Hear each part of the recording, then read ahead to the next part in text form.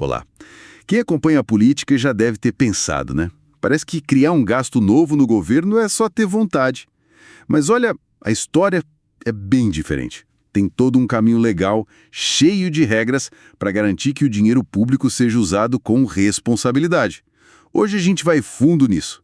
Vamos ver o que a lei exige para criar e manter despesas públicas. O foco vai ser nos mecanismos de controle, tipo uns freios, sabe? Que estão lá nos artigos 15, 16 e 17 de uma lei bem importante para a saúde fiscal do país. Qual será o roteiro que o novo gasto precisa seguir para virar realidade, né? É isso aí. E o objetivo dessas regras é bem claro: proteger o cofre público, o erário. Elas forçam que o gasto seja planejado, que tenha uma fonte de dinheiro definida, sabe? E, o mais importante, que esteja alinhado com as metas fiscais do governo. A ideia é evitar aquelas surpresas no orçamento, né? E garantir uma base mais sólida para as contas públicas. Bom, vamos começar pelo começo, então. O artigo 15. O que acontece se alguém criar uma despesa sem seguir o que dizem os artigos 16 e 17? Olha, as consequências são bem sérias. A lei é taxativa. Essa despesa é considerada não autorizada, irregular e, pior, lesiva ao patrimônio público. Funciona como uma primeira barreira, sabe? Contra gastos feitos no impulso ou sem aquele planejamento financeiro adequado. É a defesa inicial do nosso dinheiro. Entendi. É um bloqueio forte logo de cara. Mas, tá, e se a despesa parece necessária, legítima? Aí entra o artigo 16, imagino. Quais são os próximos obstáculos para qualquer nova ação do governo que signifique mais gasto? Exato. Para qualquer nova iniciativa que aumente a despesa, mesmo que seja algo temporário, tem espaços que não dá para pular. Primeiro, tem que estimar o impacto disso no orçamento, não só para o ano que começa, mas para os 2 anos seguintes também. E não basta chutar um número, né? Tem que mostrar as premissas, a metodologia de cálculo, como se chegou naquele valor. E tem mais, o responsável por autorizar o gasto, que a gente chama de ordenador da despesa, precisa declarar formalmente 2 coisas. Primeiro, a adequação orçamentária, ou seja, tem dinheiro previsto e suficiente para isso no orçamento daquele ano. E segundo, a compatibilidade. Esse gasto está alinhado com os planos maiores, com o Plano Plurianual, o PPA, que tem as metas de médio prazo, e com a Lei de Diretrizes Orçamentárias, a LDO, que guia o orçamento do ano. Certo, adequação e compatibilidade. E essas exigências do artigo 16, elas precisam estar cumpridas antes de que momento exatamente? Qual a hora H?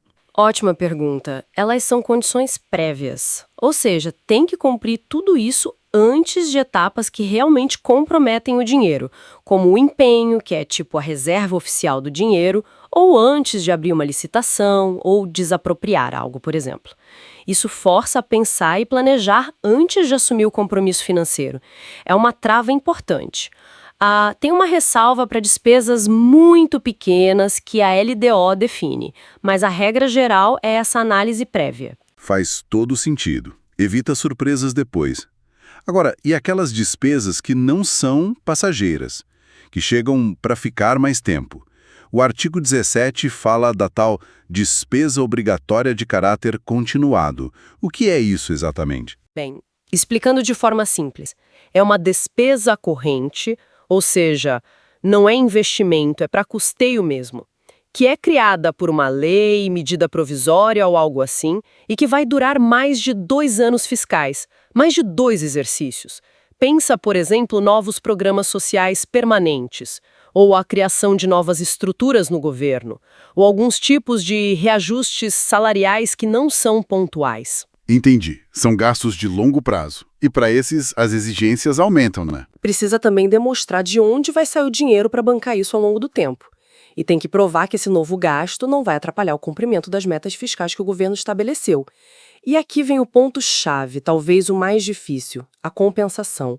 É obrigatório mostrar como esse novo gasto vai ser compensado, e não pode ser de qualquer jeito.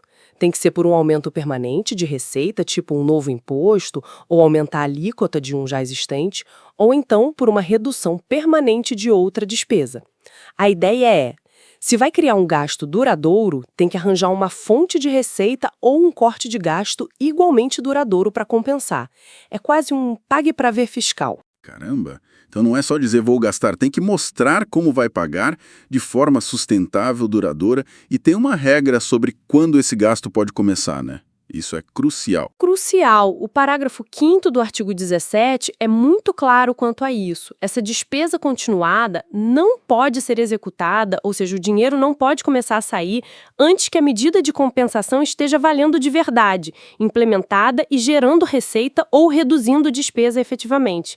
Isso amarra o gasto novo à sua contrapartida, buscando garantir o equilíbrio lá na frente. Ah, e é bom lembrar de umas exceções importantes que estão no parágrafo 6º. Essas regras de compensação não se aplicam para o pagamento do serviço da dívida, nem para o reajuste geral anual dos servidores que está previsto lá na Constituição. E outro ponto, parágrafo 7º. Se uma despesa era temporária e o governo decide prorrogá-la, isso também é considerado aumento de despesa e entra na regra da compensação. Não dá para escapar por aí. Ok, juntando tudo isso. Artigo 15, 16, 17.